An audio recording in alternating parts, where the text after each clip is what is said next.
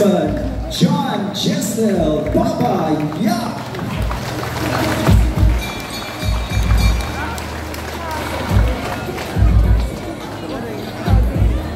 Alright, I'd like to invite Congressman Baba Yap to please join us here inside the ring for your message. Thank you, Sean. 1 minute lang yun. First of all, please allow me to acknowledge ang atong pinalanggang Kapitan Mary Jane Ruiz. Tagahan ito sa Masibang Pakpak. Kuyong sa atong mga barangay Kagawad. And of course, ang atong PMI Bohol Boxing Promotion Promoter o Manager na po kayo ni Tabang sa atong mga atleta sa tibong probinsya sa Bohol. Attorney Flor Podot. Tagahan ito sa Masibang Pakpak. Kuyong ang atong Sports Director, Mr. Edsel Burgas. IBF Supervisor, Mr. Rodel Manaog, atong consultant sa Edito Villamor, ang atong Regional OIC, Mr. Jimmy Donton, atong mga boxers, coaches, tanan na naan ni karon, maayong gabi ka na itong tanan.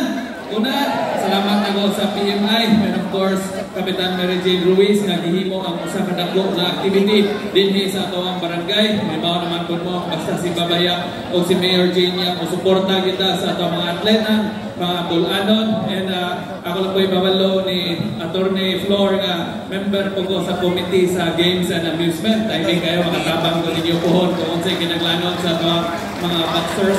And si Mayor Jane, di makita ko ni Kap nga bago lang ning hatag o 5 million pesos. Makita ninyo na na-development din ha. O gikan po ni Congressman Babayang for 2026 na ako'y gigahin nga 50 million pesos para sa mga kalsada dinhi sa Barangay Ubuhan. O nilang anak kutog kundi mga completion ko na to sa ito mga multi-purpose covered courts. Again, congratulations attorney, kanatong tanan, may gabi o asenso pa mo.